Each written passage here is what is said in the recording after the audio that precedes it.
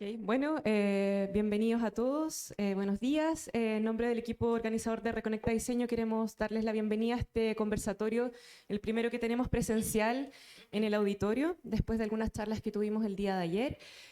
Hoy tenemos el agrado y honor de recibir a varios de nuestros ex estudiantes de FAO de diseño, quienes hoy están liderando algunos talleres de fabricación digital, luego van a conversar un poco más sobre eso. Pero quería contarles un poco de cómo surgió esta iniciativa. Nos parecía súper relevante traer como parte de nuestro propio mes del diseño, de Reconecta Diseño, a quienes se educaron acá, quienes se formaron acá y que luego han abierto otros espacios fuera de nuestra facultad, pero siempre hay una conexión, siempre están regresando y siempre estamos manteniendo esta red de contacto maravillosa que se genera en la FAU. La idea también particular de este conversatorio sobre fabricación digital también surge en una conversación con el profesor Mauricio Tapia, que lidera también, junto con otros profesores, los talleres de maquetas y prototipos en la facultad, y nos parecía muy relevante que varios de nuestros ex estudiantes están hoy liderando talleres de estas mismas características en otros lugares, en otros espacios de aprendizaje. Así que ahora les doy la bienvenida a todos, muchas gracias por su asistencia, por venir, a quienes están también viéndonos en streaming, y le voy a dar el pase ahora al profesor Mauricio Tapia para que comience con esta conversación, y es quien va a moderar este conversatorio en FAU. Y bienvenidos a todos nuestros invitados, a todas y todos.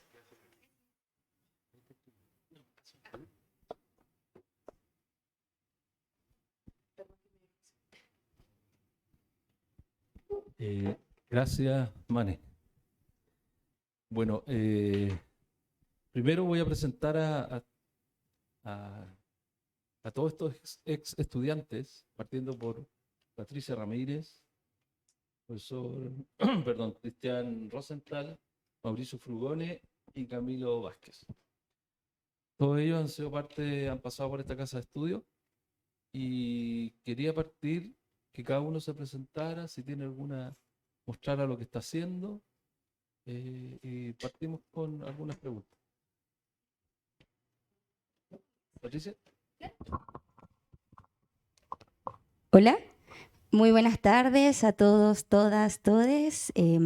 Les pido apoyo entonces para poder ver las imágenes, si es posible. Muchas gracias. Les cuento entonces para presentarme. Mi nombre es Patricia Ramírez Bustamante. Soy de la generación del 2008, pero salí el 2015. Soy diseñadora industrial y también maker.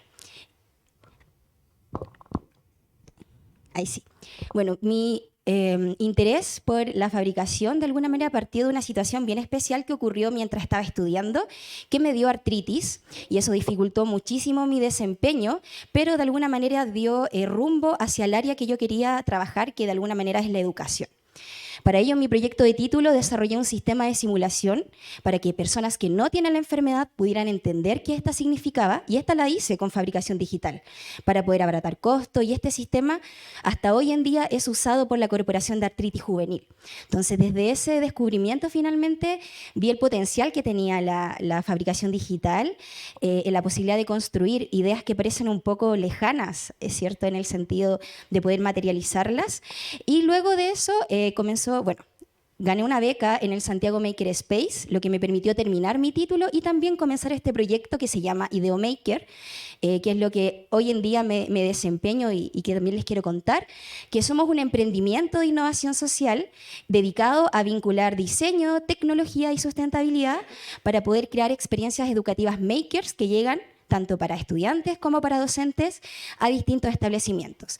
Esto con el sentido de poder disminuir la brecha de acceso que existe hoy en día a la tecnología, que bueno, en Chile se da desde los tres ámbitos: social y económicamente, hay brechas de género y también hay brechas geográficas. Entonces, nuestro objetivo es poder disminuir esas brechas a través del diseño, ¿cierto?, de estas experiencias que promueven el hacer, el compartir, el jugar y el aprender desde esta base. Este es mi equipo, somos un equipo que ha variado, de hecho han pasado muchos otros estudiantes y personas de la FAU, pero actualmente nos componemos, acá falta Javiera también en el equipo, pero partimos creando una impresora 3D educativa, una impresora 3D hecha con impresión 3D, que se pudiese llevar a los colegios y niños y niñas pudiesen armarla desde cero, tornillo por tornillo, para poder entender los principios de funcionamiento de la máquina. Cosa que si esto fallaba, supiesen cómo poder repararla, que es el principal problema que tiene la integración de tecnología en los espacios educativos. ¿Quién se hace cargo? ¿Quién las repara? Así pudimos implementarlos en distintos espacios, como el Colegio Leonardo Murialdo, que tuvieron un semestre armando pieza por pieza su máquina y crearon proyectos para mejorar el colegio usando la impresión 3D. Por supuesto, usando también metodología de pensamiento de diseño, que eso para nosotros es fundamental para que ellos vean el potencial de uso. No solo tener la tecnología, si no le damos uso, no tiene mucho sentido, ¿cierto? Trabajamos también con el Colegio Alberto Blesgana, diseñamos distintos kits donde reutilizamos material y usamos la impresión 3D para crear piezas conectoras entre la electrónica y la estructura. Acá este es un juguete. Desarrollamos también talleres de robótica, en donde enseñamos impresión 3D y electrónica para que estudiantes creen proyectos. Dentro de los kits tenemos a Tito el Robotito, también un kit de robótica hecho con impresión 3D y materiales de electrónica básica. Photobot, que es una flor con un sensor de luz, que cuando tú iluminas su sensor, esta gira y podemos aprender conceptos de la naturaleza como la fotonastia, que es el movimiento de las plantas gracias a la luz del sol. Por lo general los kits tienen una narrativa, tienen un contexto. No es solo aprender electrónica porque sí, sino para poder entender otros elementos del currículum ciencia, tecnología. Zoótropo es una máquina que nos permite, el Zootrobot es un zoótropo, que es una máquina que permite hacer animaciones, pero con electrónica. Robobicho también. La mayoría de los kits están hechos con materiales de muy bajo costo, cartón, porque si vamos a un colegio, ¿cierto? Por lo general son 45 kits y los recursos siempre escasean. También hemos trabajado con docentes, somos colaboradores de Explora RM Norte, donde diseñamos talleres, experiencias y distintos espacios donde podemos llevar el diseño y la tecnología. Vinculamos muchísimo eso porque así le podemos dar el uso consentido que esperamos. Trabajamos también con Fundación Don Bosco, que es una fundación que ayuda a personas en situación de calle y que las apoya para su proceso de reinserción. En este caso, ellos implementamos un taller de impresión 3D y hasta el día de hoy seguimos trabajando. Gracias a la pandemia, entre bueno y malo, pudimos también mutar a poder hacer experiencias virtuales y eso fue significativo. También empaquetamos nuestros kits para poder enviarlos a cualquier lugar del mundo y acompañarlo con un tutorial, ¿cierto?, que permita su armado. Y este proyecto fue bastante significativo. Creamos para Explora una guía de apoyo a la investigación escolar en ciencia y en tecnología e innovación, en donde está el Design Thinking explicado paso a paso, con actividades que permite tanto a los estudiantes como a los docentes poder guiar el proceso de diseño de un proyecto en esta área de tecnología. Esta es una guía que está gratuita, abierta y que cualquier persona puede hacer uso de ella. Y el último ya espacio en el que hemos trabajado, que ha sido bastante significativo, es poder trabajar con la corporación Hipoacusia, que Hipoacusia es baja audición.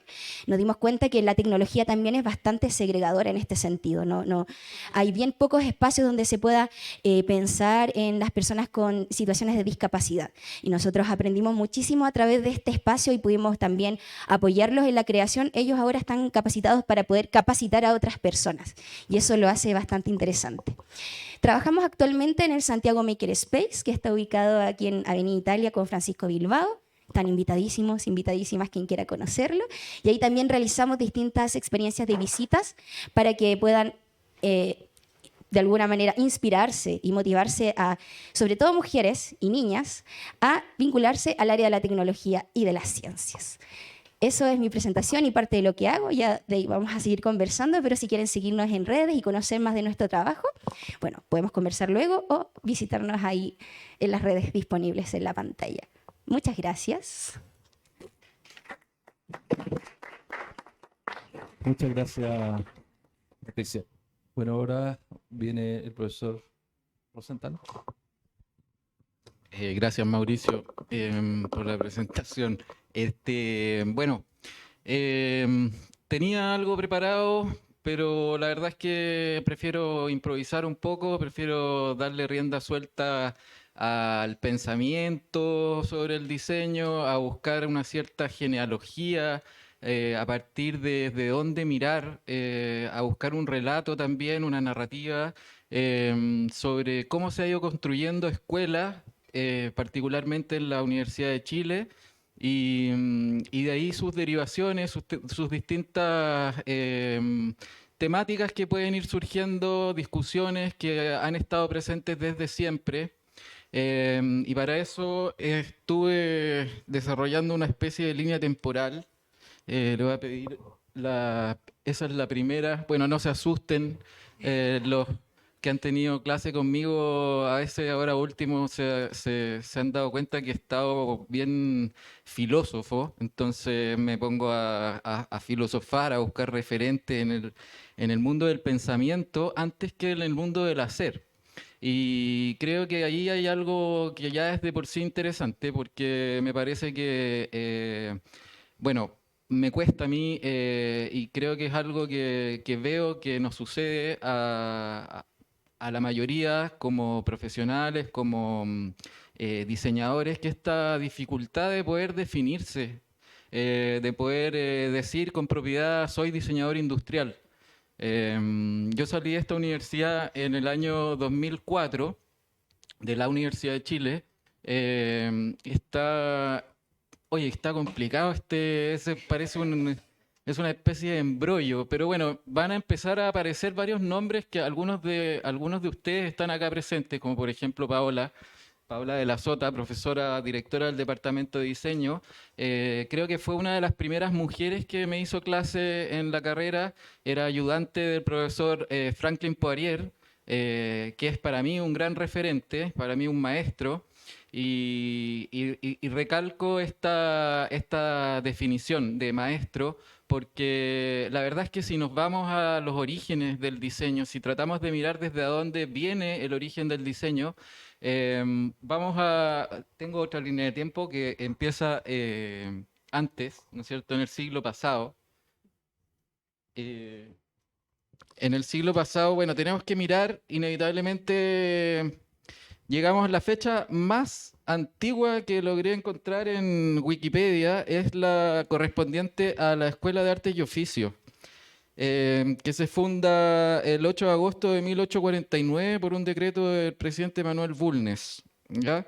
Quiero leer esta parte porque aquí hay algunas cosas que me llaman la atención y que van a propiciar probablemente la conversación y las preguntas. Habla acá sobre, por ejemplo, bueno, sobre el primer director, que era ingeniero y pedagogo francés. Los primeros estudiantes debían tener entre 15 y 18 años de edad, saber leer y escribir y conocer las operaciones aritméticas. Sin embargo, aparte de una intensa formación práctica en talleres, los jóvenes estudiaban álgebra, geometría descriptiva, higrometría, dibujo técnico, mecánica industrial, física y química, aparte de castellano, historia y geografía y algunos cursos básicos. Esta formación, que originalmente duraba 4 años, aumentó a 5 en 1858. Los egresados recibían la calificación de aprendiz. ¿Ya? Bueno, aquí podemos ver que hay una dicotomía ya de entrada, y hay un origen para la Escuela de Artes y Oficios que deriva posteriormente en la Universidad de Santiago, en la USACH, para luego, llegado el golpe militar en 1973, bueno, hay un quiebre ahí. Siempre nosotros tenemos que saber observar el contexto histórico, político, social, para poder entender esta pregunta que viene de ¿qué hacemos? ¿Qué es lo que hacemos? Como diseñadores, como arquitectos, como ingenieros, como todas las carreras que se estudian en la Universidad de Chile. Entonces, aquí es el gran quiebre, donde la Universidad de Chile, por su parte, en paralelo a la Universidad de Santiago, deriva la carrera de diseño gráfico en 1932, me parece, 1932, cuando se hace dependiente de la Escuela de Bellas Artes de la Universidad de Chile, la Escuela de Artes y Aplicadas, ¿ya? Y ahí empiezan a aparecer como los cuentos bonitos donde se entrelazan las líneas temporales, donde yo me pregunto en mis orígenes, ¿por qué? ¿Por qué se me ocurrió estudiar esta carrera? una pregunta que me atormenta a veces. Y en esa escuela de artes y aplicadas es la primera escuela donde llega mi abuelo, Hans Rosenthal, escapando de Alemania en 1934, por un ofrecimiento que le hace un profesor, Mario Banderas, que era profesor de esmaltes en cerámica en la Universidad de Escuela de Artes Aplicadas.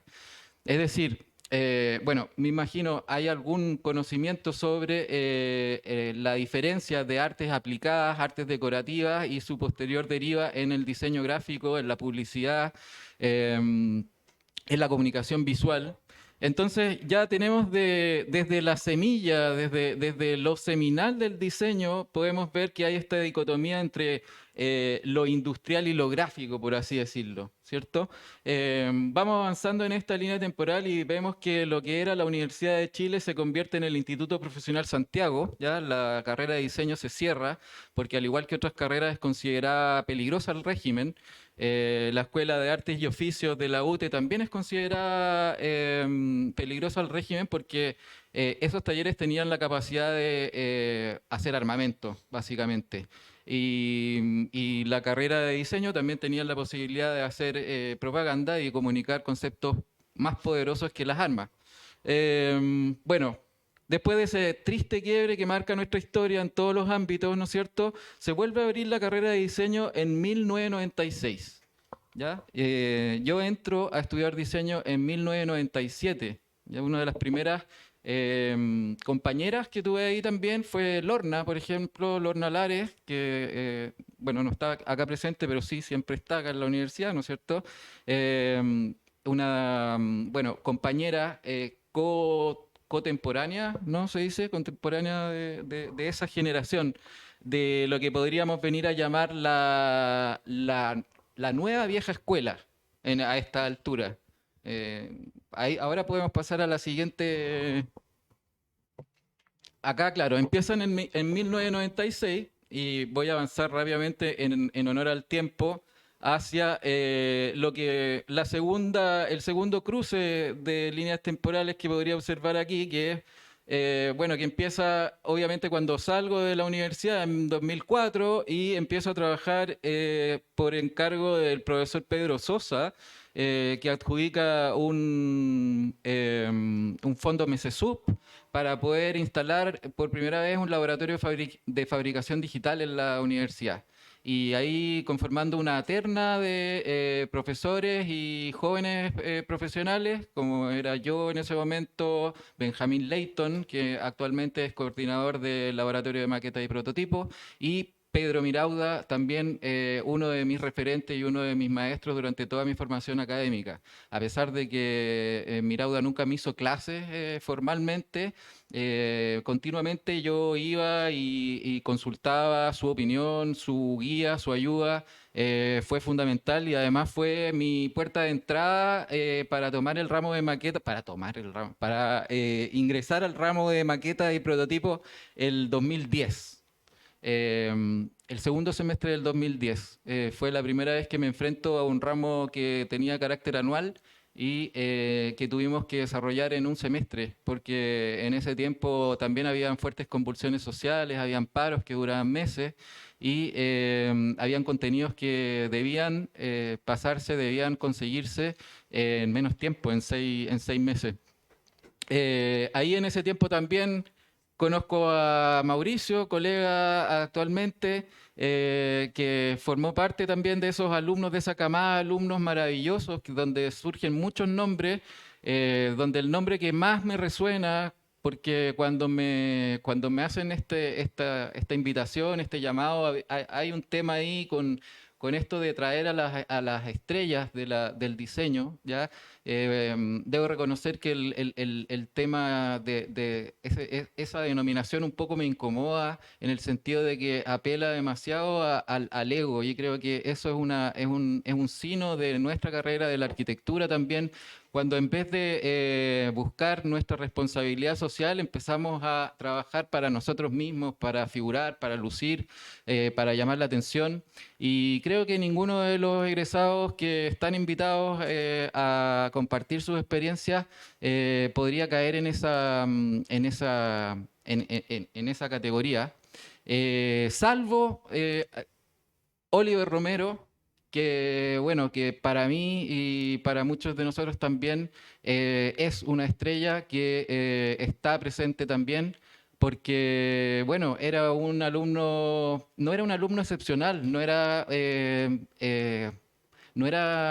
él le costaba. Yo me acuerdo que le costaba, pero en entusiasmo era el primero en llegar, era el primero en ofrecer ayuda. Dedicó también su vida no su vida, pero su último proyecto más importante que salió ahora esta semana publicado en el Mercurio. Afortunadamente hay un acto ahí de justicia un poco, de reconocer que ese proyecto finalmente fue un proyecto de él, que tenía que ver con el traslado de órganos humanos, ¿no es cierto?, para trasplante. Un proyecto muy interesante y que me lo volví a topar en el 2000, entre el 2014 y el 2016, cuando estuve trabajando en este otro periodo importante para mí y que cruza también esta línea temporal, donde empiezan a aparecer los eventos digitales, por así decirlo, ¿no es cierto? El más importante, el Big Bang, para decirlo de alguna forma, sería el del profesor Neil Gershenfeld, que en el 2001 funda el primer Fab Lab en MIT, en el Instituto Tecnológico de Massachusetts. De ahí empieza toda esta cultura de lo digital, de la impresión 3D, del corte láser. Empieza a surgir la cultura maker a partir de la revista Maker, que a partir del 2001, 2002 empieza a circular. Y ahí fue en este tiempo, digamos, previo a la entrada al Fab House de Lo Contador. Es un nombre que le puse yo. Bueno, ahí estuve trabajando 4 años, tuve la misión de instalar un laboratorio de fabricación digital, pero quise darle también un carácter, una cierta cultura, y entonces fue la primera vez que empecé a apelar a esta denominación de maker. Pasé un periodo donde me costaba decir que era diseñador. Ya tenía que entrar a explicar, bueno, pero ¿qué es lo que hace un diseñador? Ah, eres diseñador de ropa. No, mira, sí, podría diseñar ropa, pero no, la verdad. Bueno, toda esta explicación me hizo finalmente definirme a mí mismo como un maker. Y bueno, en eso estoy en la actualidad. Ahora he vuelto a retomar el curso de proceso y prototipo y bueno, espero seguir mirando hacia adelante a ver hasta dónde sigue todo este relato. Disculpen si me pasé un poco en el tiempo.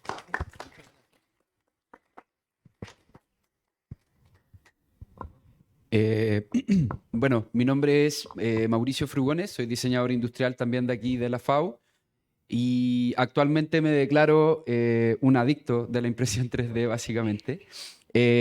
No tuve el tiempo de preparar una presentación, así que van a ver algunas imágenes que he ido trabajando en el tiempo, algunas cosas que tienen que ver con mi actual cargo, que es coordinador del laboratorio de fabricación digital de Duoc.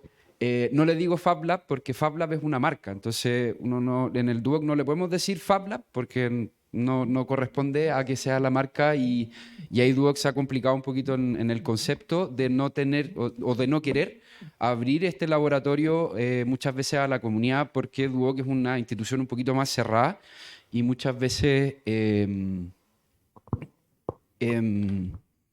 se atrapa en esas cosas, entonces nos ha costado abrirnos a la comunidad. Entonces, si quieren pueden ir pasando las imágenes nomás, después si me acuerdo les voy comentando algunas. Esto es mucho trabajo de impresión 3D como al hueso, viendo todas las posibilidades que hay. Hay un poquito de trabajo del Duoc con corte láser, con plotter de corte también, en una idea de poder validar la tecnología la tecnología de fabricación digital, como una manera primero para hacer prototipos, que es para lo que se concibió, sobre todo, por ejemplo, la impresión 3D, pero al mismo tiempo lo que yo he tratado de hacer durante ya más de 5 años es tratar de justificarla como una manera también de poder crear cosas. crear cosas que no son prototipos, sino que son cosas, quizás no los podríamos llegar a llamar productos porque los productos tienen muchas características que quizás la impresión 3D, por ejemplo, no alcanza a tomar, pero aún así se puede validar como una herramienta de uso. Eso es, por ejemplo, lápiz 3D, que también acelera mucho los procesos de prototipado rápido, sobre todo para personas que no son diseñadores y que no logran proyectar en 3D. Entonces, este viaje comienza y me quiero conectar un poquito con la línea de tiempo de Cristian, que la verdad es que me generó bastante nostalgia porque yo partí la impresión 3D con Oliver Romero. Lo partí en el ramo, ¿cierto?, de maqueta y prototipos con Mauricio Tapia, no fue taller, fue taller. Y hicimos un parlante que quedó muy, muy, muy, muy bueno. Y ese fue mi inicio con la impresión 3D. Después tuve la oportunidad de hacer la práctica en el laboratorio de fabricación digital de la Universidad de Chile, en donde llegué y lo primero que me encontré es que todas las impresoras que habían ahí estaban malas. Entonces tuve que, en conjunto con un equipo, arreglarlas todas. Entonces ahí fue como ese inicio de la impresión 3D, conociendo las entrañas de la impresora, en donde empecé a encontrar como un poquito la pasión de esta tecnología y de cómo te puede ayudar a crear cosas de una manera mucho más ágil de lo que nosotros estábamos acostumbrados antes, ¿cierto? Me pierdo en la historia. Bueno, este proceso culmina, ¿cierto?, con mi tesis con Rubén, en donde lo que hicimos fue analizar el filamento de madera, que en algún minuto salió comercialmente, en donde lo que hicimos fue validarlo desde un punto de vista emocional, de cómo las personas podían percibir un material que se había convertido en un filamento mezclado de polvo de madera con plástico, y cómo eso podíamos traerlo a algo más natural, a algo más emocional, para que la gente pudiera percibir la madera a través de la impresión 3D.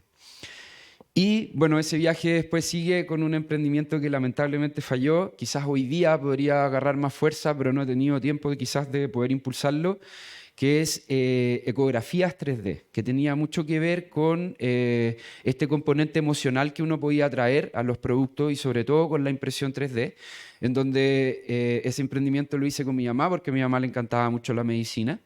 Y tuvimos la oportunidad de imprimir las caras de las guaguas de las mamás antes de que nacieran. Entonces fue una experiencia muy bonita porque ahí yo descubrí que la impresión 3D, si bien quizás de repente no es capaz de crear un producto con la estética, con terminaciones y un montón de cosas, sí podías traer un elemento que era altamente emocional y por lo tanto también se podía analizar como un producto.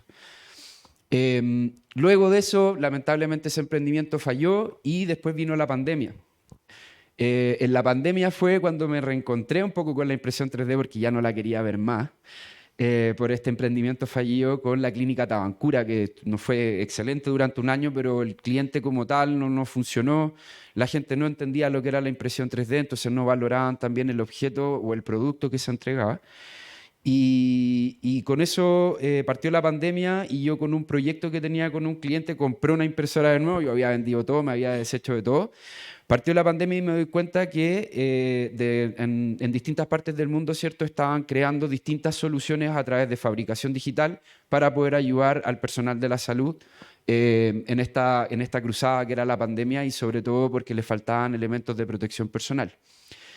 Ahí yo dije, esta sí que es, aquí es donde ya vamos a poder validar por fin la tecnología y también la red de FabLab, la comunidad de fabricación digital que se había creado hace años, se logra validar con esto. Y ahí yo hago un video que tiene tuvo como aproximadamente 7.000 reproducciones, en donde yo decía que si yo tenía una impresora y podía imprimir estos protectores faciales, podía ayudar al personal de la salud entregando estos elementos. Y que las impresoras eran lentas, pero que si yo tenía cada vez más impresoras, podía imprimir cada vez más unidades. Entonces, bajo esa lógica, la gente me lo entendió y me empezó a donar plata. Y de la plata que me donaron, yo fui comprando impresoras, fui comprando material y después fuimos haciendo una comunidad que se llamó Makers por Chile, ¿cierto? Y fue creciendo a lo largo de Chile y ahí descubrimos esta comunidad de impresión 3D que antes yo no sabía que existía. Y ahí volví un poquito a esta pasión, que es la impresión 3D, Ya cuando más o menos ya va terminando la pandemia, me encargo un poquito más ya de hacer emprendimiento, imprimiendo en resina, intentando de nuevo lograr validar la tecnología no solamente a nivel de prototipos, sino que a nivel de un poquito de productos. Por ejemplo, con esa foto anterior, en donde uno de los casos más emblemáticos para mí fue un trabajo con Alstom. Alstom es actualmente, bueno, Alstom es una empresa francesa-española que fabrica trenes, pero aquí en Chile se dedica a conseguir repuestos para metro. Y particularmente ese, que es el ejemplo más emblemático, la carcasa que ven ahí es un protector para un relé que va en un panel eléctrico dentro del vagón del metro, ¿ya? Y el problema que tenía Metro, o que tenía Alstom, que era el proveedor de los repuestos, es que la única forma de suplir el repuesto del protector del relé era comprar el conjunto completo. Y eso para Alstom y para Metro era carísimo. Y Alstom no encontraba la solución al problema y por una cosa del destino, que la verdad la pandemia para mí fue el mejor año en ese sentido, porque crecí mucho como profesional, porque pude ayudar mucho, fue ahí que un contacto me dijo: oye, ¿sabéis qué? Todavía no pueden solucionar esto, ve si lo puedes solucionar tú. Y esto se solucionó con impresión en resina, en una mezcla de una resina estándar con una resina flexible para que pudiera durar más tiempo, en una relación como 30-70 aproximadamente. Y de esos protectores, perdón, se imprimieron alrededor de 200. Tuve que unirme con un socio para poder imprimir en resina, y particularmente la resina tiene algo bien entretenido porque puedes producir más cantidad de unidades por hora versus la impresión en filamento, porque la impresión en resina es por pantalla. Entonces uno puede proyectar varias siluetas al mismo tiempo en una sola capa, a diferencia de la impresión por filamento, que es solamente por una boquilla, por lo tanto puedes imprimir una capa a la vez. Y bueno, todo eso terminó por concluir hoy día en lo que hago en Duoc, en donde lo que busco, aparte de encontrar el desarrollo de productos, también tiene que ver con utilizar la fabricación digital para desarrollar herramientas de aprendizaje que potencien el aprendizaje de los estudiantes de Duoc. Actualmente el laboratorio en donde yo coordino no tiene ni diseño ni ingeniería, no tiene carreras proyectivas básicamente. Quizás la más parecida es gastronomía, en donde en Duoc, en esta sede en particular, en Antonio Vara, está gastronomía, informática, todo el área de robótica es muy importante en lo que es informática, ecoturismo, turismo y otras carreras de ese estilo. Entonces, de pasar a la producción de producto y tratar de validar la impresión 3D por ese lado, hoy día imprimimos topografía en 3D para poder enseñarle a los estudiantes de ecoturismo que tienen más problemas con lo que tiene que ver con las dimensiones, la espacialidad, las distancias. Con estas herramientas hemos podido ayudar a los estudiantes a entender un poco mejor. Y al mismo tiempo, por ejemplo, en el didáctico de gastronomía o en el didáctico de turismo se hicieron unos cubos grabados en láser con los QR para que se pudieran escanear las encuestas o el menú. Entonces, hoy día tengo la suerte de ser un referente de la impresión 3D y de la fabricación digital a nivel de Duoc completo. Y yo eso hablaba con la Paola en algún minuto, que ahora no está. Se lo agradecía en nombre de ella, básicamente, pero tratando de dar las gracias a la FAU, porque pasa que yo, y lo puedo decir por Camilo, lo puedo decir por la Patricia también y por mucha gente que conozco, también el Oliver, los profesionales que salen de acá destacan en cualquier lado, y destacan por la filosofía, por las ideas, por la perspectiva de diseño que tenemos y por lo que vamos buscando. Entonces, eso me ha ayudado mucho hoy día a desarrollarme como profesional en Duoc, y actualmente eso es un poquito lo que hago. Muchas gracias.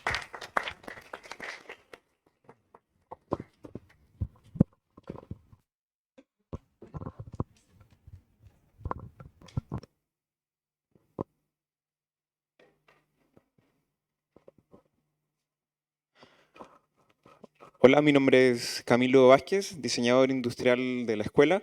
Actualmente estoy a cargo del taller de fabricación análoga del FABARC de la Escuela de Arquitectura de la Universidad San Sebastián, que en pocas palabras es algo como el taller de maqueta y prototipo de acá, Yo sería como el tío del hoyo, pero de la Escuela de Arquitectura de la San Sebastián.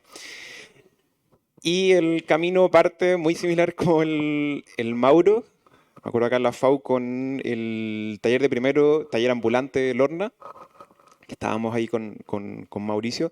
Y de hecho, con el Mauro estábamos flipando como por esta invitación, porque desde siempre, cada vez que nos juntábamos o coincidíamos, nos volábamos hablando de algún referente, algún proyecto, alguna idea loca que andaba dando vuelta. Y un poco los nervios de preparar esto fue como, oye, pero tranqui, va a ser como una conversación más, pero en el auditorio. Entonces, estábamos muy contentos de estar acá.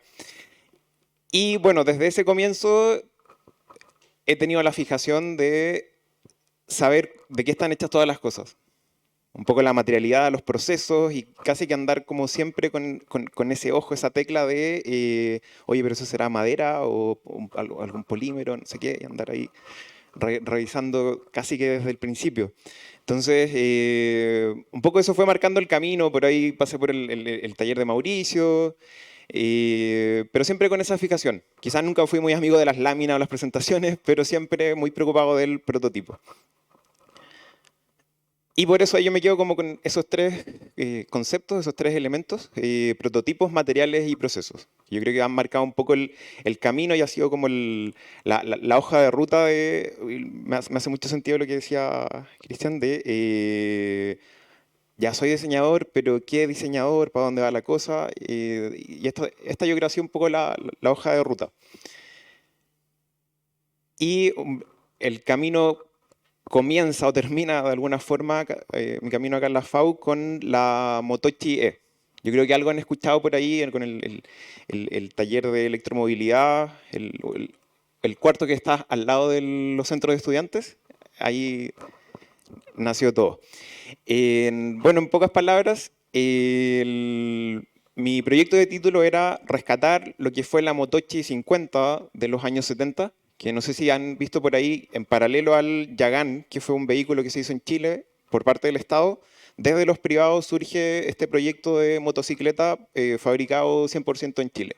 Se importaron por ahí algunas piezas, pero todo fue hecho acá. Entonces, partimos, me acuerdo, con Mauricio en el taller, rescatando lo que había sido este proyecto con unas primeras aproximaciones. Y junto con Gonzalo Torres, que un gran colega actualmente, y con la guía de Mauricio, partimos rescatando lo que fue este proyecto con una nueva propuesta ya actualizada. Y bueno, quizás ya han visto en el hall, pero el proceso parte rescatando ya sea las proporciones, las dimensiones, ciertas geometrías, y ahí partimos iterando. Madera, metal, tirando líneas con masking, literal, papel, cartón, ya incorporando ciertos componentes, ya adoptando cierta estética, e incluso hasta probando con esta masilla muy conocida en el diseño automotriz, que está ahí abajo y está colgada allá en los paneles, para ya después adoptar una forma final y haber levantado este primer chasis en madera, ya con las proporciones y el diseño final. Esto por un lado en el prototipo físico, que ahí era re interesante y siempre en todos los proyectos y lugares en que me ha tocado trabajar, hago este paralelo. O sea, estas iteraciones y el trabajo manual, que muchas veces a veces es mirado como en menos, o quizá un poco artesanal, un poco al ojo, pero siento que es una exploración demasiado enriquecedora. O sea, el trabajar, sentir esa textura, la forma en que se comportan en distintas situaciones los materiales es re interesante. Y que se liga y va en paralelo, va muy de la mano siempre con el prototipado digital. Tirando ya las primeras líneas, pasando al limpio, lo que quizás fuimos iterando de forma manual, en físico, se va confirmando y se va ordenando con un trabajo ya digital que después nos empieza a generar las primeras piezas. Arriba está la carcasa del banco de baterías, arriba a la derecha está el carenado de la moto, que fue mi parte del proyecto. Y impreso en 3D y reforzado con fibra de vidrio, para ya después llegar al prototipo final, funcional, que es lo que destacamos harto, de esta motocicleta hecha en Chile, un prototipo hecho 100% en Chile, que es la Motochi. De ahí salto, después de hacer un par de cosas, me acuerdo de haber estado un tiempo en extensión, ayudante aquí, allá, pillo un aviso por ahí en estos portales de trabajo que buscaban un encargado de un taller de fabricación en una escuela de arquitectura. Y ahí me hizo un poco de ruido, chuta, pero el diseño, la arquitectura, mi foco está, no importa, voy a aprender igual y voy a seguir ligado a la academia y en un espacio en que se van haciendo cosas. Entonces ahí llego a la parte análoga de este laboratorio, el FABARC de la Escuela de Arquitectura, que trabaja muy en paralelo con el área digital. Entonces, en plena pandemia, quedamos un poco de brazos cruzados. Nuestro trabajo era 100% presencial, atendiendo estudiantes, ayudando a resolver proyectos. Y solamente apoyaba y estaba en parte del equipo docente de materiales 1 y 2, una tarde a la semana, pero mientras se estaba acabando el mundo, yo seguía trabajando, pero estaba ahí como... Y yo creo que quizás a todos nos pasó, desde el diseño, la arquitectura, uno veía en primera línea a toda la gente de la salud dándolo todo, y fue un poco, yo creo que lo que les pasó a ustedes, cuál es nuestro aporte en todo el caos. Entonces,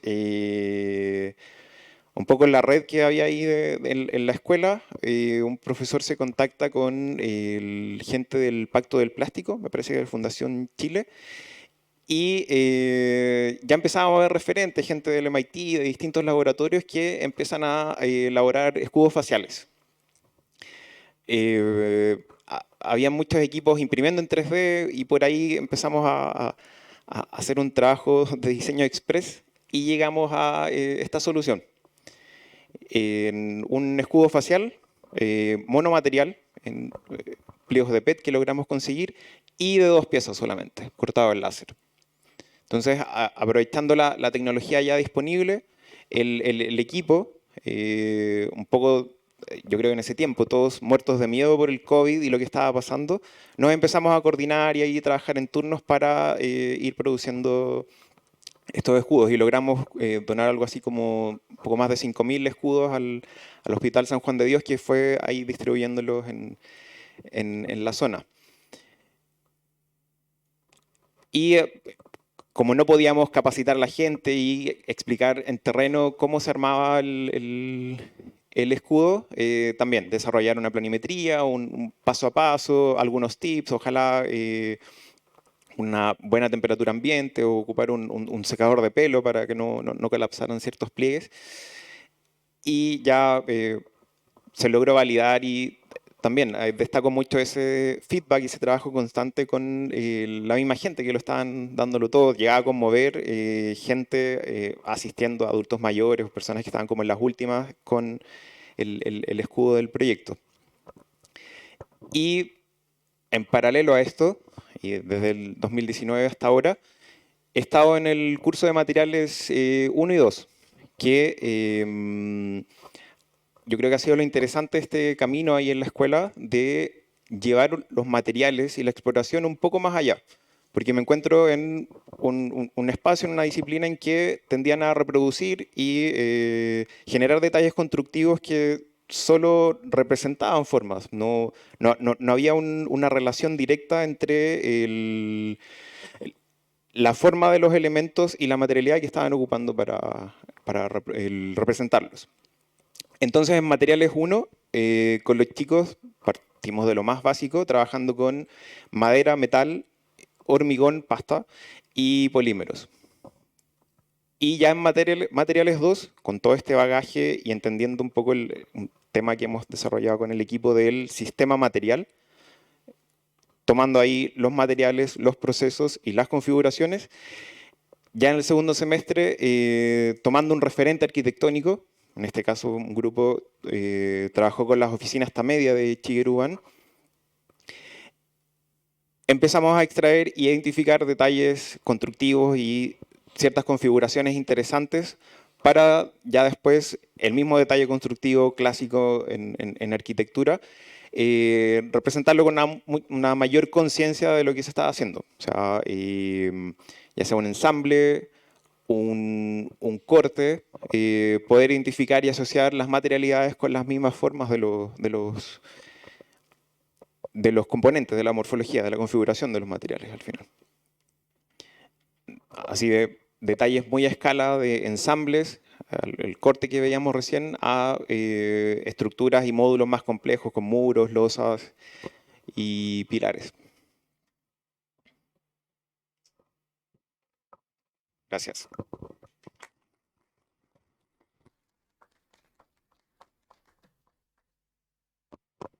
¿Aló? Sí, ya.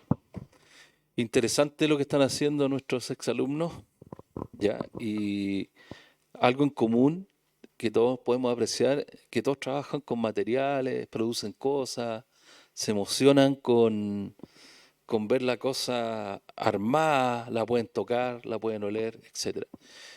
Y es una reflexión que he estado dando vueltas hace un par de años y que tiene que ver con algo que pasó hace muchos siglos atrás. Tiene que ver con cuando estaba Da Vinci. Cuando estaba Da Vinci apareció el Renacimiento, ¿cierto? Y ahí el Renacimiento porque el hombre renace, etcétera, etcétera. Y con estas tecnologías, con las tecnologías CAD/CAM, CAE, y sobre todo yo lo llamo con la democratización de la producción exacta, aparece un cambio de paradigma muy interesante, que tiene que ver y nos cae de cajón a nuestra universidad. Nuestra universidad está inserta en un mundo que es social, que es para todos, que es democrático, y con esta aparición de estas maravillosas tecnologías, y yo lo digo de esa forma porque yo fui, cuando estudié, les cuento, tenía el AutoCAD 10, el primer AutoCAD. Ese nos tocó, con Pedro Mirauda trabajábamos, y todo era análogo. Me tocó ir a Alemania y ahí yo vi algo CAD/CAM, porque ustedes saben CAD/CAM es de los años 70. Lo que pasa es que en Chile llegan las cosas tarde.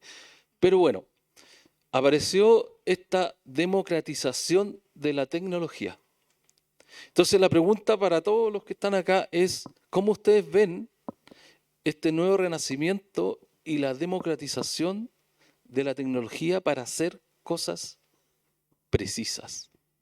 Porque construir ese protector facial necesita precisión y exactitud. ¿Ya? Y eso, hasta los años 90, solo se quedaba en las grandes fábricas.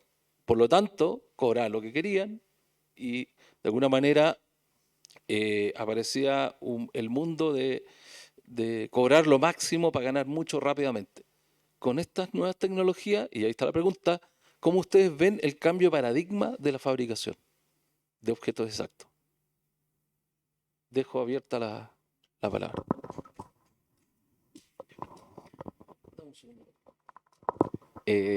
Yo creo que es lo más interesante y la experiencia que he tenido ha sido increíble en ese sentido. En el sentido, yo creo, primero, como de la teoría, una de las cosas interesantes y conceptos que aparecen son el diseño distribuido y la customización masiva.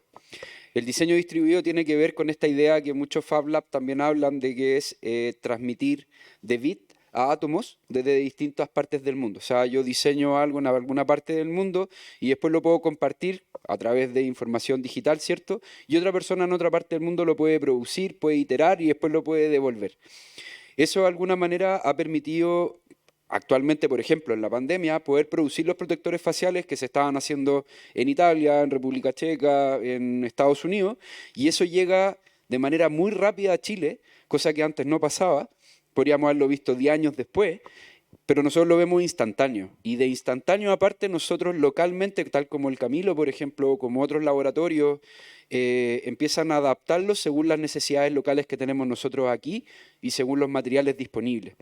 Entonces, En ese sentido, el paradigma de la producción cambia radicalmente en el sentido de que ya no dependemos de alguien más para producir ciertas cosas y aparte podemos compartir esa información de manera instantánea y poder traerla incluso a tu casa. O sea, tienes una impresora 3D en tu casa y puedes traer esa solución cerca tuyo sin tener que depender de, por ejemplo, la producción china de la manufactura.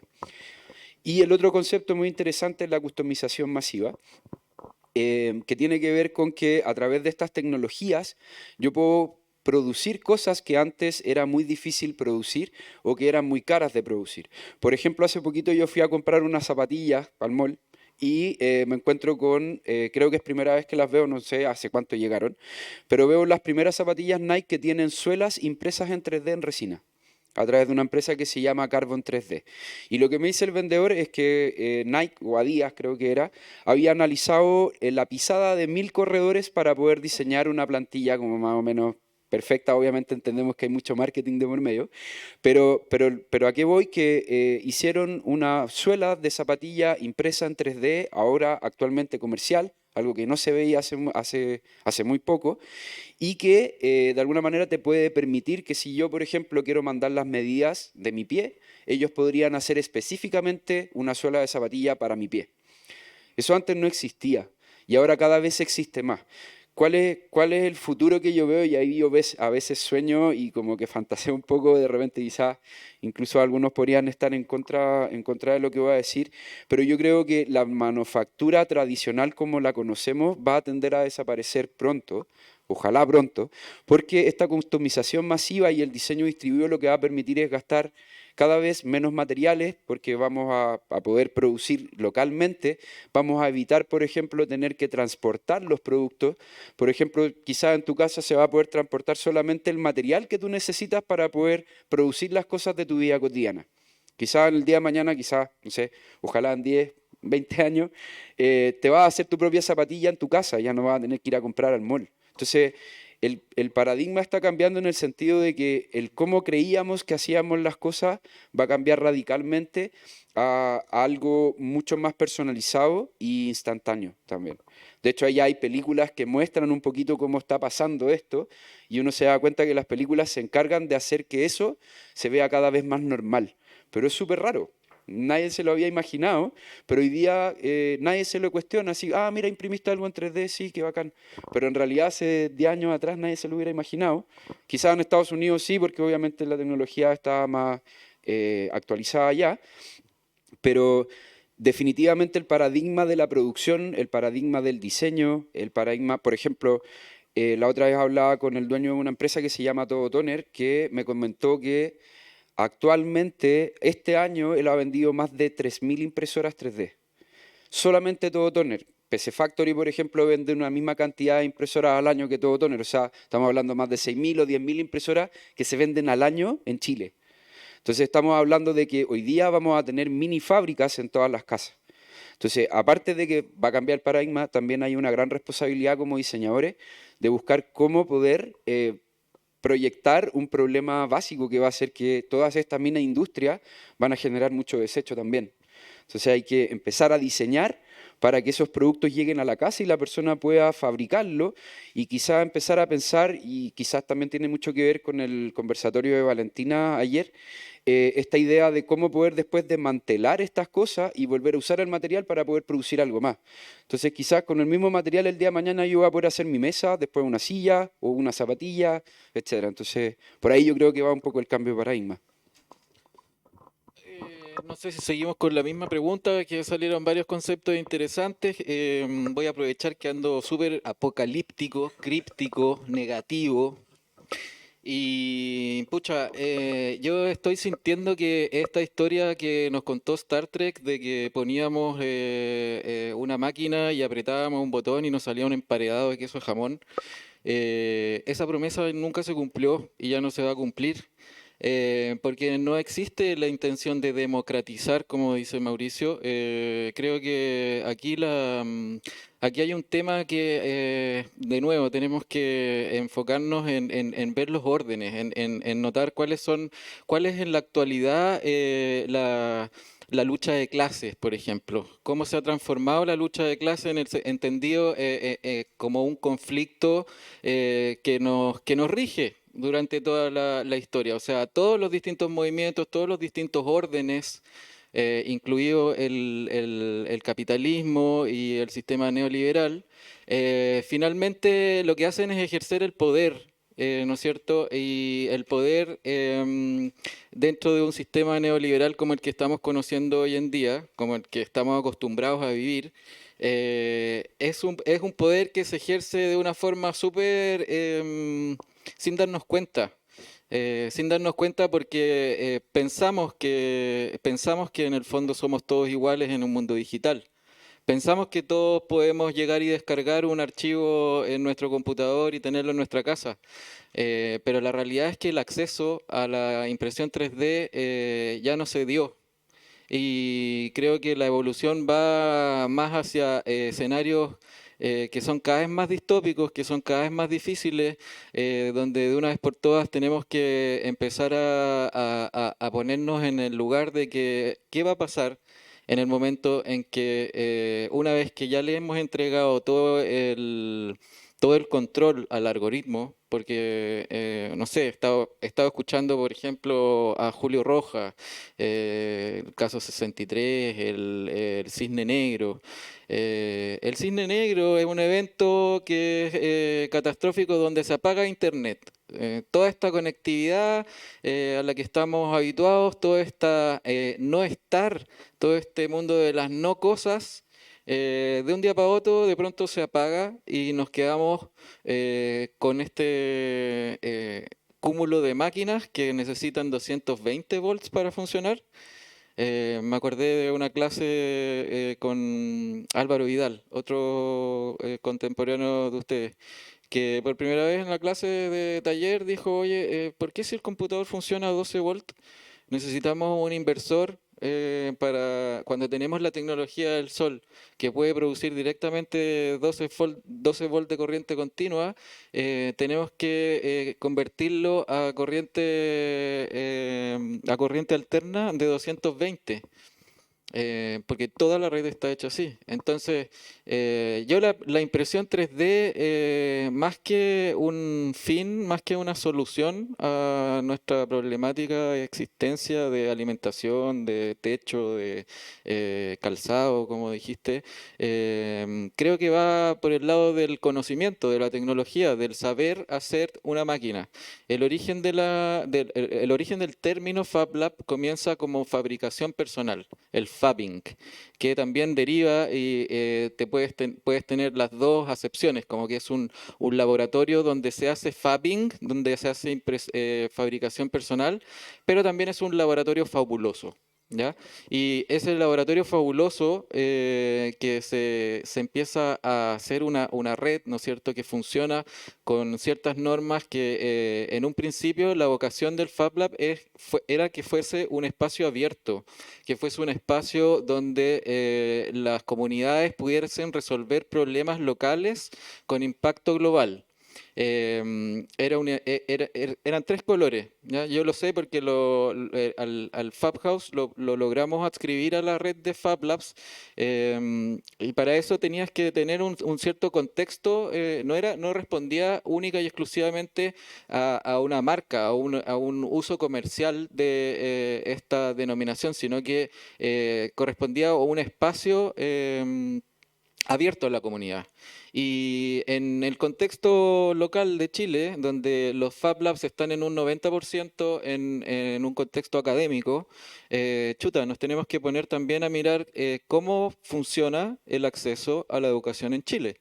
O sea, para poder yo ir, como, oye, te lo puedo corroborar que lo intenté hacer la semana pasada, para yo ir a la Universidad Católica a hacer un producto en el Fab Lab que yo armé O sea, aquí ya me puedo poner como a hablar como loquito, ya como, oye, yo soy el fundador de esto, como, imprímeme la cosa.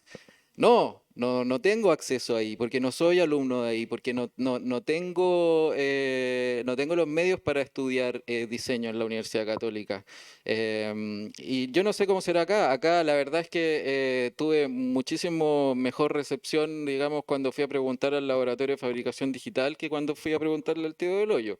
O sea, ahí es una cuestión de que nosotros estamos, en la Chile nos afirmamos de la norma, nos afirmamos del reglamento. Em, y lo digital, claro, es más directo, pero eso, y no me quiero alargar mucho más, pero yo me pondría en la situación como apocalíptica, de qué pasaría si no hay corriente, si no hay internet.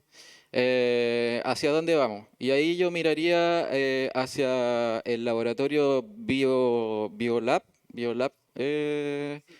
el Biolab de acá. Yo creo que las respuestas a las mismas preguntas, a las mismas problemáticas sobre el hacer, sobre los materiales, sobre las cosas, creo que está hacia una vuelta a lo orgánico, a lo hecho con la mano, al valor de la pieza única. Creo que va por ahí.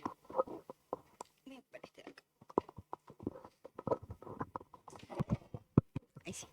Bueno, surgen hartos conceptos y es difícil englobar, pero yo cuando hablabas de la posibilidad de democratización, de inmediato me iba al ámbito de la educación, como de la educación básica, media, ¿cierto? Y la realidad del país, que es la realidad que nosotros observamos y que finalmente, si bien nosotros nos relacionamos muchísimo con la impresión 3D, aún falta mucho. O sea, las escuelas, sobre todo, yo soy de la periferia, soy de Bajos de Mena, de Puente Alto, donde todo queda lejos. Imagínense lo complejo que es que llegue cualquier proyecto de tecnología a espacios periféricos, como también ocurre en el extremo norte o en el extremo sur.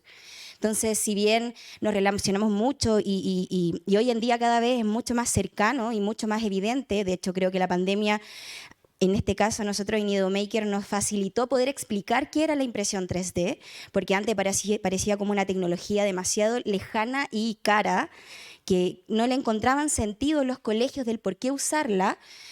Bueno, después de la pandemia, efectivamente, estaba el ejemplo de los protectores y eso ya a la gente le generaba un clic, ¿cierto? Se pueden hacer cosas. En este caso, es una herramienta importante para los docentes, para las docentes, para llevar a niños, niñas, experiencias diferentes, experiencias con la tecnología, no solo desde la impresión 3D, sino nosotros por lo general vemos que la tecnología es todo, ¿cierto? Desde la cuchara, el papel, pero las generaciones han cambiado, los intereses han cambiado, todo ha cambiado, ¿cierto? En este ámbito. Entonces también la impresión 3D es un factor muy motivador para que niños y niñas se interesen por esta área, ya sea por el diseño, la ingeniería, que logren soñar, ¿cierto? Más allá. Si tú estás inserto en un contexto social y económico donde prima la sobrevivencia, poder acceder a tecnología pasa a un segundo plano. Por lo tanto, los colegios, los establecimientos son focos súper importantes para que niños y niñas vivan experiencias que los motiven. En ese sentido, creo que el poder utilizar esta fabricación, por ejemplo, en nuestro caso, nos ha permitido disminuir costos, proponer, prototipar constantemente. Ustedes vieron imágenes de nuestros kits, pero estos van mutando porque nuestro público es exigente. Los niños y niñas son súper exigentes. Y antes de sacar un kit, lo probamos en 5 o 6 cursos, con 40, con 50, va acompañado de una metodología. Entonces, finalmente, nos permite generar conversación, motivar, inspirar, ¿cierto? Aunque tiene, por supuesto, sus pros y sus contras, pero el valor que hoy tiene, la amplitud de posibilidad de ir a una tienda y comprarte una impresora, ¿cierto? Es fantástico en el sentido que quienes no tienen siempre la oportunidad de acceder a ella puedan sentir que no es tan lejano y abre la mente efectivamente a proyectarse hacia qué quieren ser, qué pueden hacer, ¿cierto? Tanto los mismos niños, niñas, como el equipo docente en este sentido. Ellos finalmente poder explicar con un modelo físico la forma de una célula es muy significativo en comparativa a poder mostrarlo en una imagen, ¿cierto? Entonces eso creemos que el mismo hecho de estas plataformas donde la gente comparte, facilita para quienes no están desde el área del diseño, ¿cierto? Que sepan modelar, poder utilizarla. O sea, tenemos muchos medios. Tomando en cuenta incluso que la impresión 3D es un ejemplo de cómo el open source ha hecho que mejore, ¿cierto? La impresora era de una marca 3D System que era privada. Venció la patente y una vez que se liberó, la comunidad de makers comenzó a investigar y fue el avance más significativo que tuvo la impresión 3D. O sea, de ahí en adelante podemos tener una impresora que puedo manejar en mi casa, ¿cierto? Antes pertenecía a solo algunos. Entonces, ese es un gran ejemplo de cómo finalmente gente que utiliza y que le da uso y que comparte y que abre esta posibilidad de que quienes piensen, puedan en algún momento utilizarla, es bien significativo. Entonces, creo que su historia es un ejemplo y también, por supuesto, depende de este uso que le podamos dar. Yo creo que en la educación ha sido una gran herramienta. Pensando en la democratización de las tecnologías que planteaba Mauricio, siento que es clave el rol nuestro como diseñadoras, diseñadores, de generar un espacio de resistencia. Y ahí estoy como un poco de acuerdo, en desacuerdo con Cristian, de que es verdad, a veces en momentos muy pesimistas uno siente que todo está más que vendido, no hay nada que hacer contra las grandes industrias o los poderes fácticos. Pero siento que es clave nuestro rol de mostrar las posibilidades que tienen las tecnologías. Y ahí me acuerdo de dos conversaciones, me acuerdo una vez con el Mauro Frugone, que le damos vuelta, oye, llegará un momento en que todos tengamos una impresora 3D en la casa. Y ahí, por un lado, oye, sí, igual tiene como sentido, quizás que todos hagamos como nuestros pequeños repuestos o piezas y vayamos como customizando, reparando. Pero también al mismo tiempo pensamos, no, pues quizás el modelo de negocio, el modelo de trabajo va a ser vender, difundir los modelos y que en distintos lugares o centros de impresión, laboratorios, los mismos Fab Labs, se vayan produciendo, generando. Pero la clave está en conocer las posibilidades, o sea, el rol en la educación, en las comunidades más locales. No creo que todos los chicos vayan a ser diseñadores o todas las chicas arquitectas, etcétera, pero las posibilidades de prototipar, de construir, de sentir los materiales te abren, yo creo, te explota la cabeza a muchas opciones. Y también lo conecto con las nuevas formas de consumo y el cuestionamiento de lo que damos por hecho. Me acordaba con lo que decía Mauricio al comprar zapatillas. Yo toda la vida, mi parámetro para escoger zapatillas era que pudiese mover los dedos. Me da lo mismo la forma, la marca, el tamaño, etcétera, pero que pudiese mover los dedos. Y hace poquito me salió el algoritmo de Instagram, me tira una marca de zapatillas, creo que, no sé si estaba en Londres o Berlín, no me acuerdo, que son mucho más anchas adelante. No me acuerdo en este momento como la tendencia o el estilo de zapatilla. Y nunca más he vuelto a ocupar otro tipo de zapatilla. Entonces es interesante cómo quizás para la persona que empezó a explotar esta forma de diseño, este nuevo estilo, cómo te abre a cuestionarte muchas formas de consumo.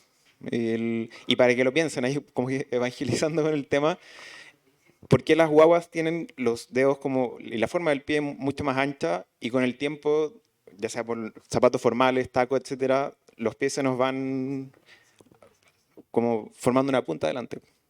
Entonces yo creo que por un lado, el rol de los diseñadores, de las diseñadoras para democratizar y hacer resistencia desde este espacio y las nuevas formas de consumo, mucho más consciente.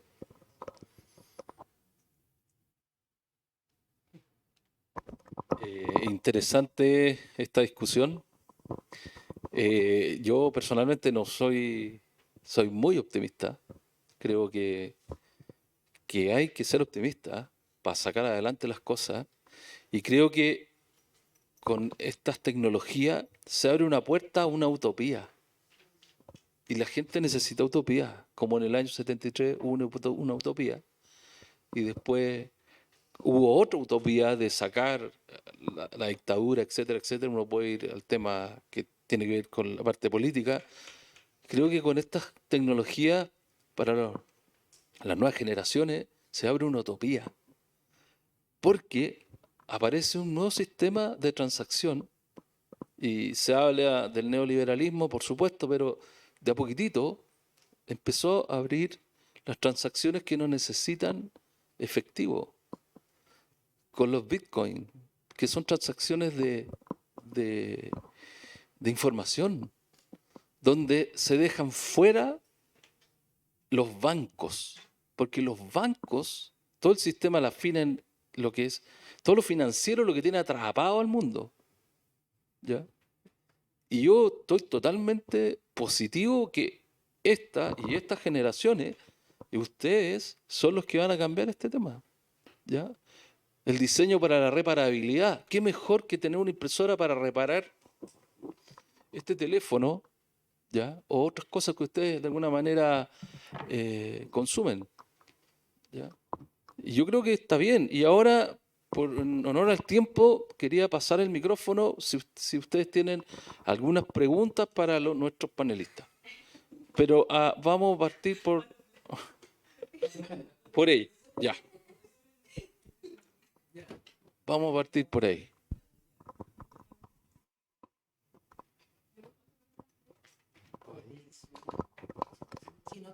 Hola, hola, hola, ¿me escucho? Sí.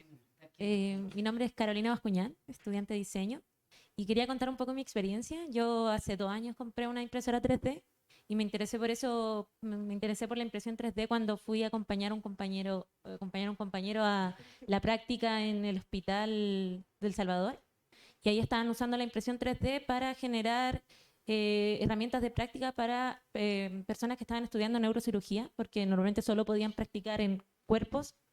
Y esa fue la primera vez que me llamó la atención. Me compré una y desde entonces ha sido una experiencia súper bonita. Normalmente era también tratado de ganar dinero con eso, pequeños pedidos que la gente pide por internet, pero sobre todo en mi casa he ido produciendo esas cosas como no tengo con qué sostener el celular, me imprimo algo. No tengo con qué sostener los audífonos, me imprimo algo. Mi mamá le gusta la cocina, le imprimo moldes, como cosas así. Y sobre todo me ha llamado la atención, yo tengo una visión muy parecida a la Patricia, sobre usarlo para la educación. Y van niños a mi casa y me piden ver la impresora y les muestro cómo, primero la parte del modelo, les muestro cómo se imprime, les explico. Y también, por ejemplo, mi mamá que con estas tecnologías nunca se ha acercado, aún me sigue diciendo y se demora tanto, así como porque no entiende el proceso detrás. Y sobre todo me sorprendió que un niño de 4 años, un sobrino, a la edad de 4 años, ya entendía lo que era un modelo 3D. Él modelaba en una como tablet, como un programa para niños, y decía, si se pudiera convertir, yo le podría imprimir hasta los juguetes que él mismo diseña. Normalmente siempre que va a mi casa me pide que le imprima algún juguetito y él se lo lleva. Y como esas cosas han sido muy positivas.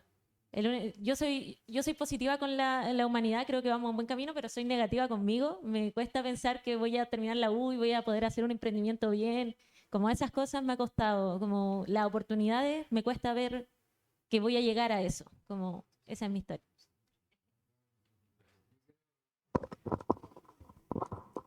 Te quiero dar unas palabras de apoyo. El emprendimiento es lo más difícil que hay en la vida.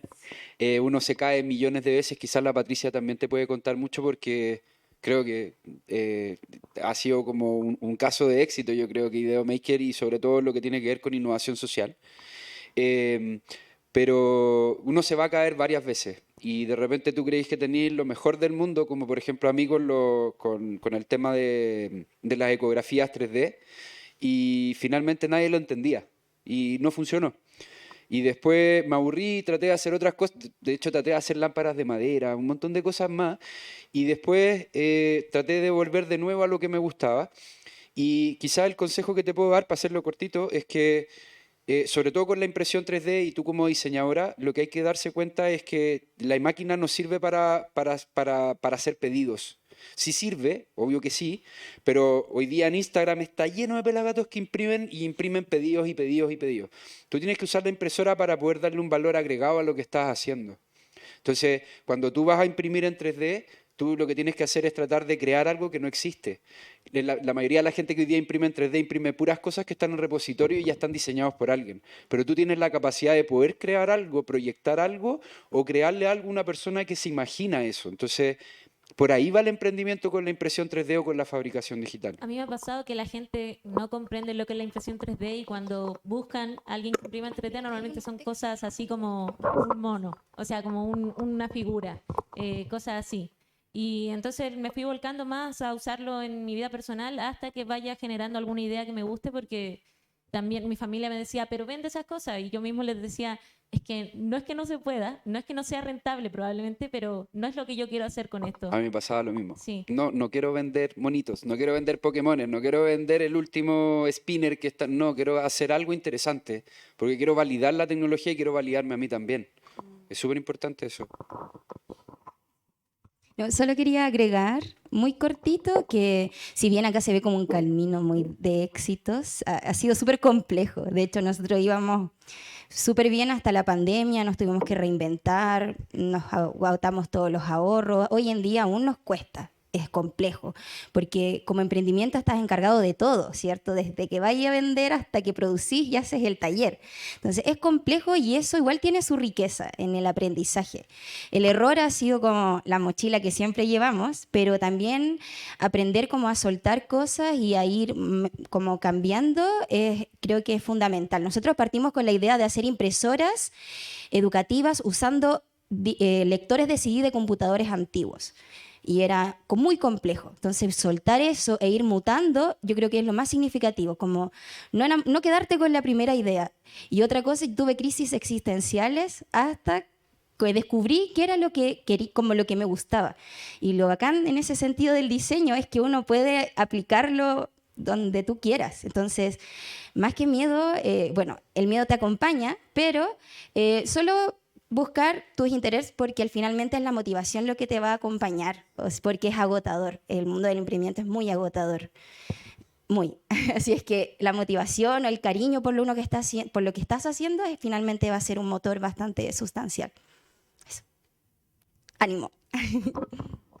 Sí, Yo voy y a- un punto, perdón, Paula, un punto muy importante que, bueno, yo que trabajo en el Centro de Innovación y Emprendimiento en Duoc, hay algo que una vez nos reíamos con Mauricio del Design Thinking, de todas estas metodologías de innovación, que primero nosotros como diseñadores copiamos, como historia del diseño, ¿cierto? Copiamos muchas cosas que se hacen en otras profesiones, armamos nuestra propia teoría, por decirlo así, como diseñadores, pero ahora otros también nos copian de cómo nosotros copiamos al otro, ¿ya? Y hoy día el Design Thinking es cómo le puedo enseñar a alguien que no es diseñador a diseñar, básicamente.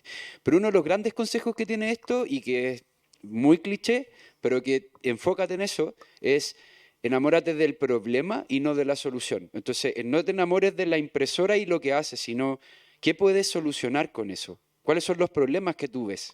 Entonces, por ahí es donde, por ejemplo, con la Patricia que habla de la educación, cómo yo a través de la impresora puedo educar. Entonces, igual que yo estoy más enamorada de la impresora igual, pero ella no se enamoró de la impresora, se enamoró del problema de que había que educar y a través de la impresora 3D encontró una solución, que es la tecnología, básicamente. Aló. Gracias, Mauricio. Me voy a colgar de lo mismo que tú. Y bueno, primero que nada agradecerle a Pati, Cristian, Mauricio, a Camilo y al profesor Mauricio Tapia, quien está liderando y gestionó esta conversación. Creo que son valiosas las instancias de diálogo dentro de lo que es nuestra FAU. Yo estoy de acuerdo y discrepo con ustedes. Soy positiva y soy optimista y negativa y las tengo todas, porque creo que la gracia de una diseñadora o un diseñador es que está investido de varias capas.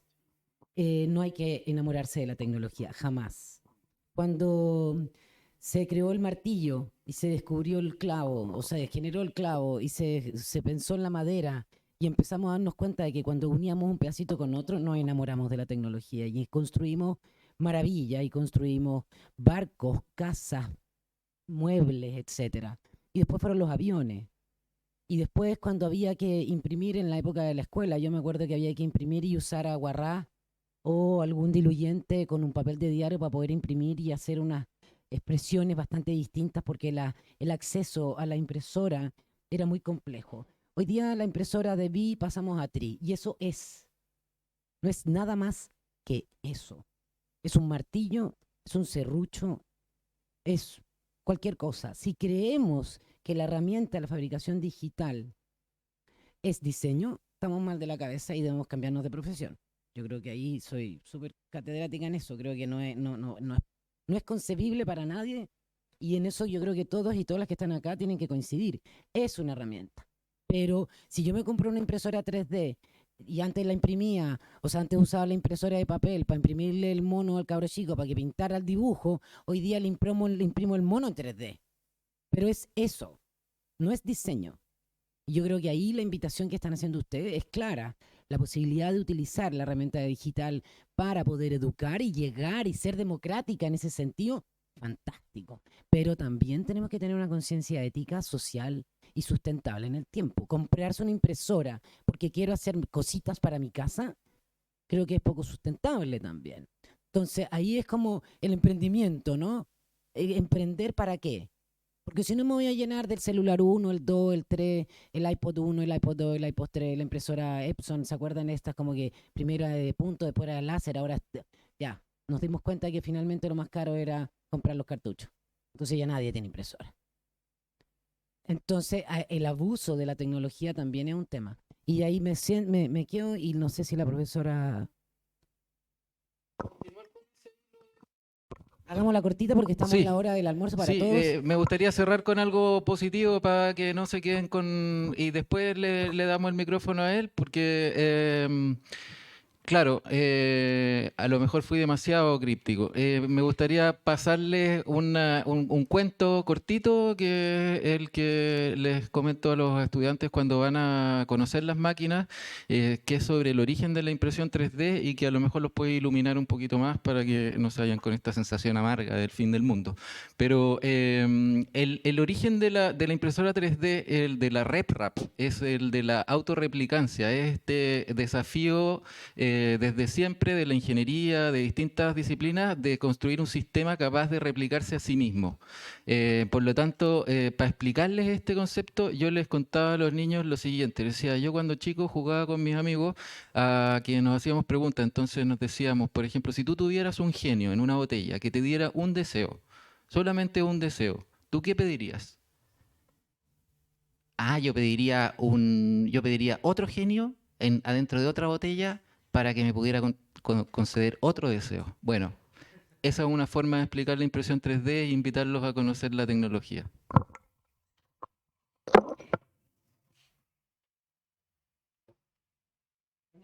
Hola. Hola. ¿Sí? ¿Se escucha? Vale.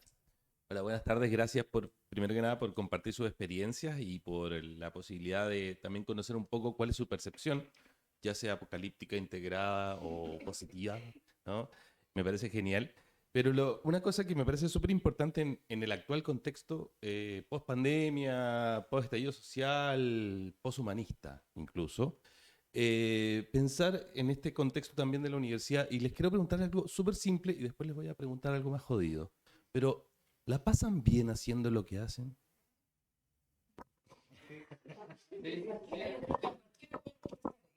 Sí, totalmente. Yo creo que en ese día a día está esa vibra.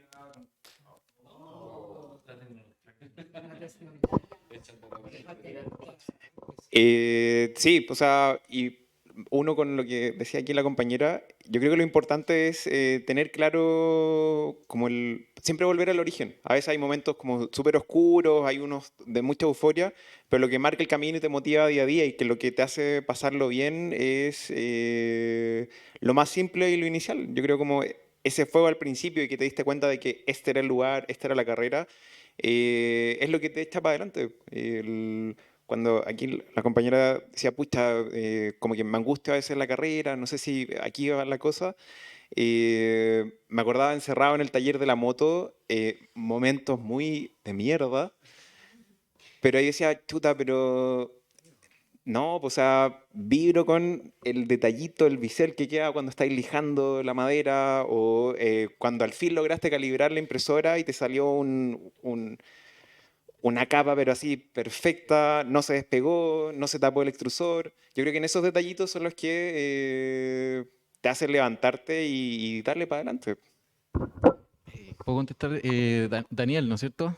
Sí, sí, Daniel, gracias. Oye, me encantó tu pregunta, Daniel, porque trae consigo una trampita, que es esta que también nos enseñan a los artistas y a este positivismo tóxico que habla sobre, en el fondo, hacer lo que amas, ama lo que haces y no tendrás que trabajar nunca en tu vida. Bueno, hay una, cuento corto, hay una pila de respuestas a esa frase que te puede hacer reflexionar sobre, en el fondo, cómo esta misma invitación es una trampita a ser funcionales a un sistema que nos tiene jodidos.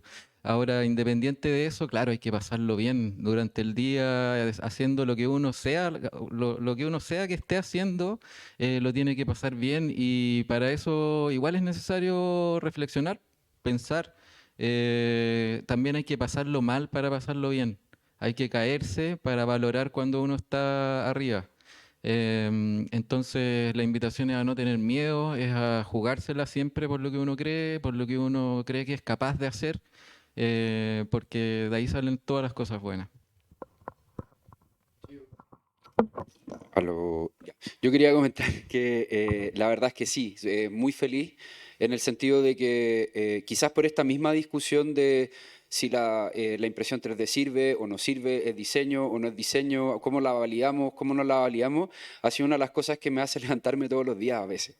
En el sentido de, chuta, me dijeron que en una de esas no servía para esto, igual voy a tratar de hacerlo. Como que de alguna manera igual, y yo de repente me declaro a veces un poco pasional con esta tecnología, como que tomo la palabra que me dice la Paola, en el sentido de que la impresora no es diseño, pero aún así yo igual la intento validar constantemente. Y yo creo que hace poquito escuché una frase muy interesante, que bueno, también son frases cliché que de repente uno podría discutir, pero finalmente lo que te hace distinto te hace más fuerte. Entonces, si yo defiendo la tecnología y todos me dicen, oye Mauricio, pero para un poco porque en verdad estáis como ya, ya estáis disco rayado, eso me hace aún más fuerte todavía y me hace ser más feliz muchas veces. Entonces, me gusta mucho y a tu respuesta me hace muy feliz lo que hago, básicamente, y sobre todo en Duoc, donde me di cuenta que a través de esta tecnología y a través del diseño me he dado cuenta que, y algo muy interesante, cuando yo entré a estudiar, y quizás muchos cuando entraron a estudiar se dieron cuenta, ¿para qué sirve el diseño? ¿Para qué sirve?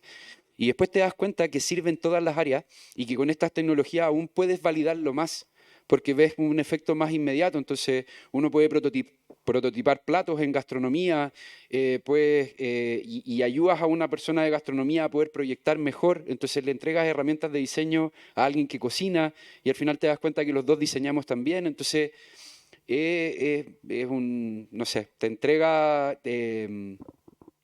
éxito y te entrega felicidad constantemente durante el proceso. Sí, me gusta mucho. Hay cosas que no me gusta hacer. Por ejemplo, el mismo hecho de tener que salir a vender, por ejemplo, que se traduzca en dinero y que ese dinero tenga que ser ganancia y que paguen el desarrollo de una idea es súper complejo en un kit. Por lo general tú cobras el material y lo que vale el taller. Por lo tanto, esas situaciones, cuando tú lo haces como que lo equilibras respecto a la ganancia monetaria, tú dices, pucha, sí, tal vez es muy complejo. Pero yo me quedo más con el resultado de la experiencia misma, que es compartir con los niños, con las niñas, con las profes, con los profes, que de alguna manera mi experiencia de chica, ¿cierto? De no conocer, de no tener acceso nunca a un kit de robótica, por ejemplo, o pensar que es súper complejo que accedan y ellos sí, lo que arman se lo llevan y que eso probablemente va a significar algo muy importante en su día a día, porque lo es, para quienes no acceden, lo es. Eso es lo que me hace inmensamente feliz con lo que hago. Finalmente, como el agradecimiento en la cara de los niños, siempre hay abrazos de por medio, como de muy sincero de algo que para nosotros es como cartón y un motor, o que básico, pero para chiquillos de Lo Prado, de Recoleta, de Independencia, ¿cierto? De la zona más periférica, probablemente su primer robot, su primer acercamiento a la electrónica. Entonces, a la larga, al final, eso es como, no me gusta levantarme tan temprano para llegar tan lejos, ¿cierto? Pero termina el taller y quedo con una sensación de, ya, vamos a cambiar el mundo. Ahora, bueno, y luego el cansancio invade, pero quedo con esa sensación siempre después de los talleres. Así que la respuesta es sí. Bueno,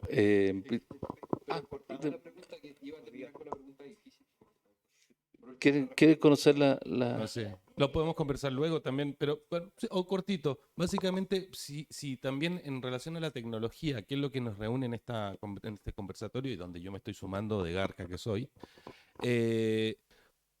hay una cosa que sucede con el humano contemporáneo, el humane contemporáneo, que tiene que ver con que hemos delegado nuestras lógicas de funcionamiento, muchas de las lógicas funcionales las hemos delegado en algoritmos. Entonces, ¿qué nos queda a nosotros? ¿No? ¿Qué nos queda a nosotros? Y desde el punto de vista de lo que dijo y mencionó Cristian en un momento. Los conceptos están por un lado y él dice que está muy filósofo ahora. ¿Qué pasa? ¿Por qué estamos escindiendo y por qué tendemos a hacer esto? Yo estudié arte y me acuerdo que me decían, no, la teoría y la práctica, teoría y práctica, teoría y práctica. Pero cuando hemos delegado las lógicas del funcionamiento funcional, valga la redundancia, a sistemas, máquinas, algoritmos, resulta que la teoría y la práctica están súper unidas. Y hoy en día creo que estamos mucho más cerca. Entonces les quería preguntar también un poco de eso. ¿Qué piensan filosóficamente? Aunque Rosenthal ya lo dijo, pero no sé, ¿qué piensan filosóficamente respecto a esta situación en la cual hemos delegado la razón a las máquinas y qué nos queda a nosotros? ¿Emociones? ¿Sentimientos? ¿Amor? No sé.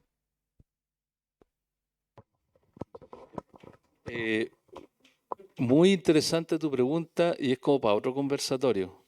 En serio, o sea, porque hay que reflexionarla. Yo me quedo con la pregunta para reflexionarla. Bueno, en virtud del tiempo, que ya estamos pasados, yo le quiero agradecer a los organizadores de esto y a nuestros invitados, ¿ya? Y quiero hacer una invitación a un workshop que vamos a hacer.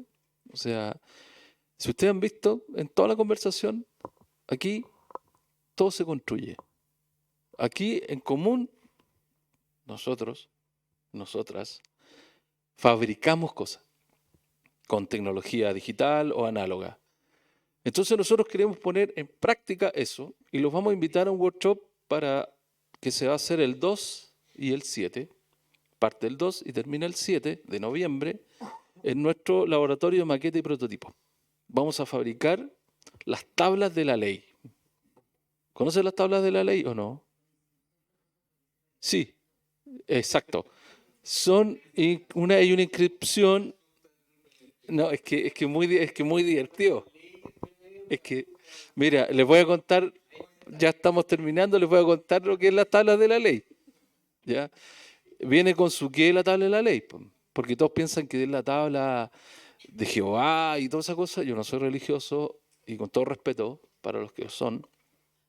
Entonces lo planteamos como tabla de la ley para que pasara eso, lo que está pasando con Cristian. Porque Cristian también, y lo que vamos a hacer va a ser una tabla para picar queso, pero usando todas las tecnologías que tenemos disponibles en nuestros laboratorios. ¿Se fija? Y son con tres secretos, sí. Pero muy interesante porque hay una cosa. Exacto. Porque hay que descubrir cómo se hace. Y porque lo que vamos a usar es puro. No, lo que vamos a decir es que tiene algo que está pasando en este momento porque están regresando todos a fabricar. No sé si se han dado cuenta de lo que pasa cuando uno fabrica. Y aquí en la FAU. Hay algo que queda ahí desperdigado. Está todo desperdigado. Está tirado. Y cómo el valor agregado que entrega el diseño permite tomar eso que está tirado y elevarlo. Eso vamos a hacer. Así que están totalmente invitados. Muchas gracias. Ya. Vamos a entregar unos presentes, unos regalitos. Gracias.